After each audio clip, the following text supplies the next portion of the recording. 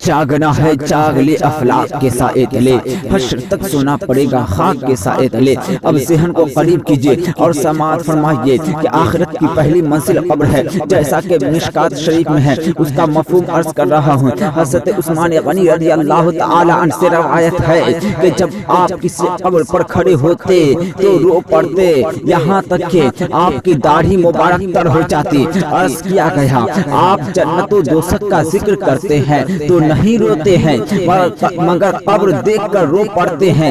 آپ نے کہا کہ نبی اکرم صلی اللہ تعالی علیہ وآلہ وسلم نے فرمایا کہ قبر آخرت کی منزلوں میں سے پہلی منزل ہے۔ اگر بندہ اس سے نجات پا گیا تو اس کے بعد کا معاملہ جو ہے آسان ہو جاتا ہے، اور اگر اس منزل سے ہی نجات نہ ملی تو اس کے بعد کا مرحلہ اس سے کہیں سخت تر ہوگا۔ حضرت عثمان غنی نے کہا کہ رسول اکرم صلی اللہ تعالی علیہ وآلہ وسلم نے یہ بھی فرمایا تھا کہ اور میں کوئی منظر نہیں دیکھا مگر قبر اس سے بھی زیادہ گھبرا دینے والا منظر ہے۔ حدیث رسول صلی اللہ تعالی علیہ وآلہ وسلم سے معلوم ہو گیا کہ قبر کا منظر کتنا بھیانک اور گھبرا دینے والا ہوگا۔ جبھی تو حضرت عثمان غنی رضی اللہ تعالی عنہ کسی قبر پر تشریف لے جاتے، کسی قبر پر کھڑے ہوتے تو اس قدر روتے کہ چشمان مبارک سے اس قدر آنسو گرتے کہ آپ کی داڑھی تر ہو جاتی، کیونکہ انہیں معلوم ہے کہ قبر آخرت کی منزلوں میں سے پہلی منزل ہے۔ جہاں جو پاس ہو گیا وہ آنے والی منزلوں میں بھی پاس ہو جائے گا، اور یہاں جو نجات پا گیا آنے والی منزلوں میں بھی نجات پا جائے گا۔ اور پھر یہ کتنی بڑی بات ہے کہ آقا صلی اللہ تعالی علیہ وآلہ وسلم فرماتے ہیں کہ میں نے قبر سے بڑھ کر کوئی بھیانک اور دردناک منظر نہیں دیکھا۔ آگاہ اپنی موت سے کوئی بشر نہیں، آگاہ اپنی موت سے کوئی بشر نہیں، سامان 100 برس کا ہے پل کی خبر نہیں۔ حضرات آج ہمارا احساس کتنا مر چکا ہے، آج ہمارا دل کتنا مردہ ہو چکا ہے۔ آئے دن ہم دیکھ رہے ہیں کہ کسی نہ کسی کا انتقال ہوتا رہتا ہے اور ہم اس کی لاش جو ہے قبر میں دفن کرتے رہتے ہیں، پھر بھی ہمیں موت کا ڈر نہیں، آخرت کا خوف نہیں، قیامت کا احساس نہیں اور ایمان کا پاس نہیں۔ صرف مکان، دکان، جائیداد کی فکر میں لگے رہتے ہیں، بال بچے، عزیز و اقارب کے لیے بے چین و بے قرار رہتے ہیں۔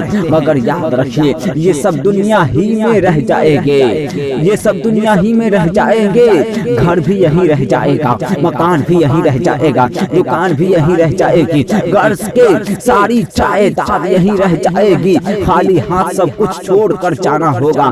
اعلیٰ حضرت فرماتے ہیں ہاں یہ غافل وہ کیا جگہ ہے جہاں، ہاں یہ غافل وہ کیا جگہ ہے جہاں 5 جاتے ہیں 4 پھرتے ہیں۔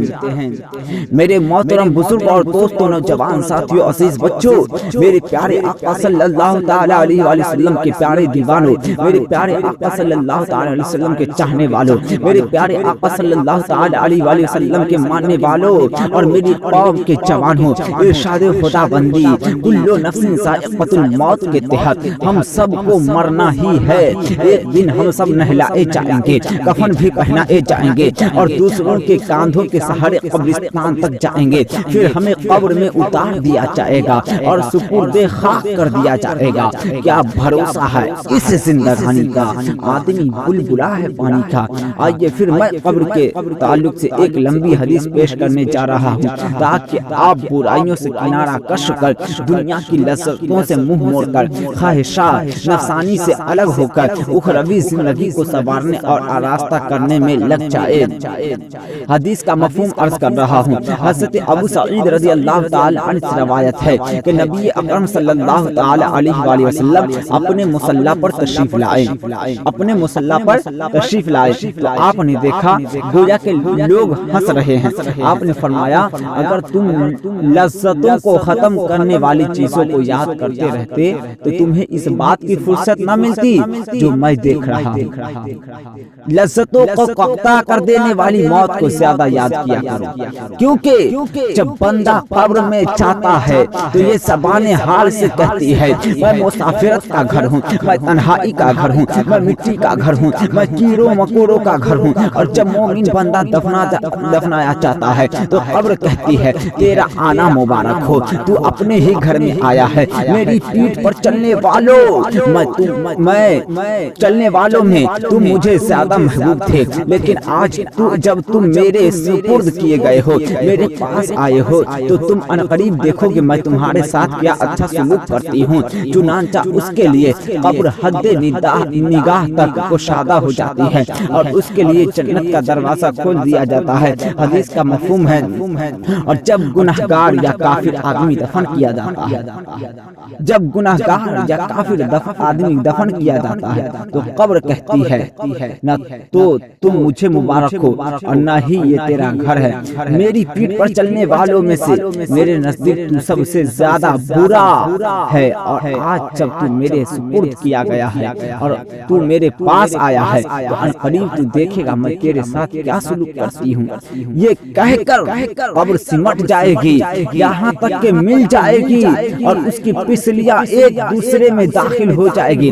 راوی کہتے ہیں کہ نبی پاک صلی اللہ تعالی علیہ وآلہ وسلم نے اپنے ہاتھوں کی انگلیوں کو ایک دوسری انگلیوں میں ڈال کر فرمایا، اور یہ بھی فرمایا اس کے لیے ایسے 70 اژدہے مسلط کیے جائیں گے کہ اگر ان میں سے ایک زمین میں پھونک مار دے تو رہتی دنیا تک اس میں کچھ نہ اگے، وہ اژدہا اسے ڈستے اور نوچتے رہیں گے۔ راوی کہتے ہیں کہ رسول اکرم صلی اللہ تعالی علیہ وآلہ وسلم نے فرمایا قبر جنت کے باغوں میں سے ایک باغ ہے یا جہنم کے گڑھوں میں سے ایک گڑھا ہے۔ آرا حسد فرماتے ہیں آج لے ان کی پناہ، آج مدد مانگ ان سے، آج لے ان کی پناہ، آج مدد مانگ ان سے، پھر نہ مانیں گے قیامت میں اگر مان گیا۔ اب وہ جہنم میں گیا جو ان سے مستغنی ہوا ہے خلیل اللہ کو۔ حضرت رسول اللہ کی یہ خلیل اللہ کون ہے؟ حضرت ابراہیم علیہ السلام ہے۔ وہ جہنم میں گیا جو ان سے مستغنی ہوا ہے خلیل اللہ کو، حضرت رسول اللہ کی۔ استاد العلماء جلالت العلم حضرت علامہ شاہ عبد العزیز صاحب قبلہ محدث مبارک پوری یعنی حضور حافظ ملت علیہ رحمت الرضوان کا بہت ہی پرمعنی مقولہ یاد آ گیا ہے، جس کو بیان کر دینا مناسب سمجھتا ہوں تاکہ آپ کو کام آئے۔ آپ اکثر فرمایا کرتے تھے کہ زمین کے اوپر کام، زمین کے نیچے آرام۔ یہ جو ہے مسجد عزیزی، آپ وہاں جائیں گے، اشرفیہ مبارک پور میں پڑتا ہے، آپ وہاں جائیں گے تو اس مسجد میں بھی یہ چیز لکھ کے رکھا ہوا ہے کہ زمین کے اوپر کام اور زمین کے نیچے آرام۔ اس کو میں اپنی ماتھے کی نگاہوں سے میں نے پڑھا ہے۔ اب میں اس جملے کی تھوڑی سی توضیح کر دوں۔ دیکھیے اللہ اور اس کے حبیب نے جن چیزوں کے کرنے کا حکم فرمایا ہے ان پر عمل کرنے کا نام کام ہے، اور جن چیزوں سے رکنے کا حکم دیا ہے ان چیزوں سے رک جانے کا نام بھی کام ہے۔ مثلا نماز، روزہ، حج، زکوٰۃ کا حکم فرمایا ہے تو ان چیزوں کے ادا کرنے کا نام کام ہے۔ مسجد و مدرسے کی تعمیر یہ زمین کے اوپر کا کام ہے۔ غریبوں کی مدد کرنا یہ زمین کے اوپر کا کام ہے۔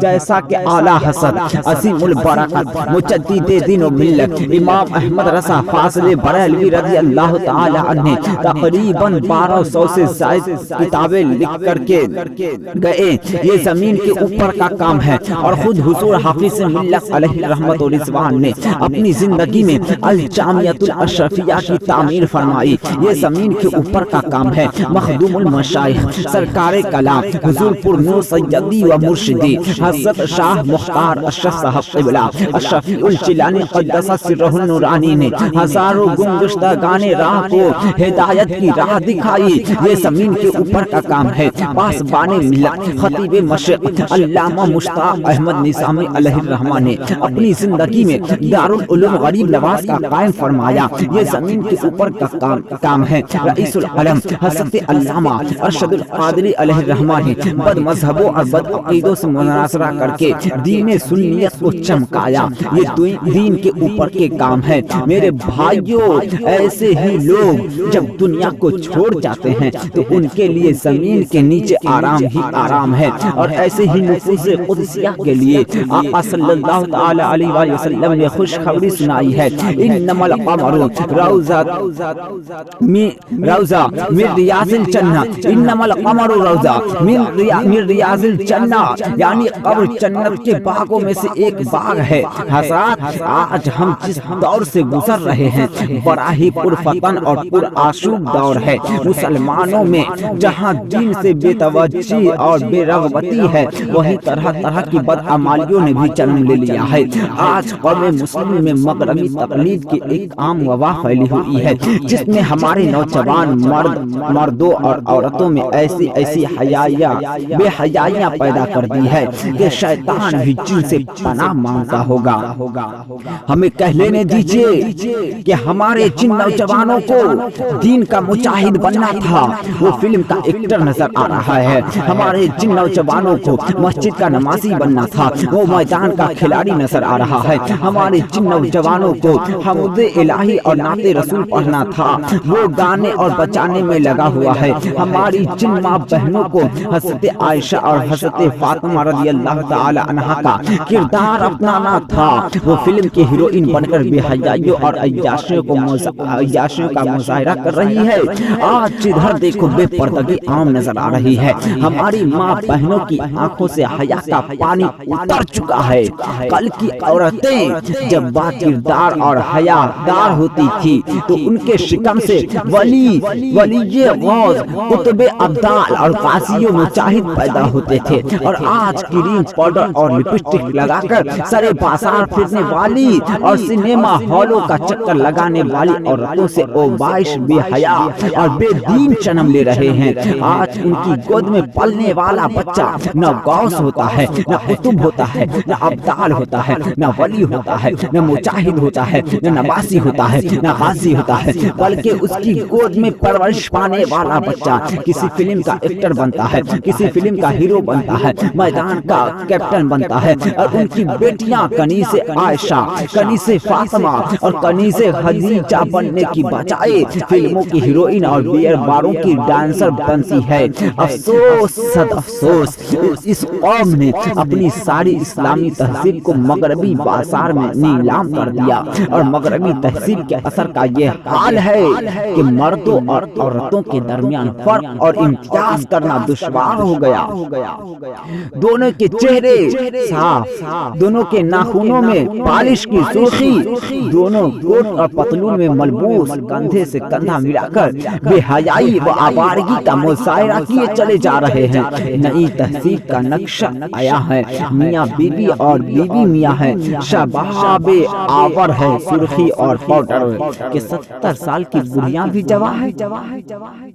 میرے دوستو، ہماری ماں بہنوں جو اخلاص و اخلاق کی پیکر تھی، شرم و حیا جس کا زیور تھا، عفت و عصمت جس کی پہچان تھی، عبادت و ریاست جس کی فطرت کی تھی، قرآن پڑھنا جس کا مشورہ تھا، آج وہ وحشی جانوروں کی طرح شہروں اور بازاروں میں گھومتی پھرتی نظر آ رہی ہے۔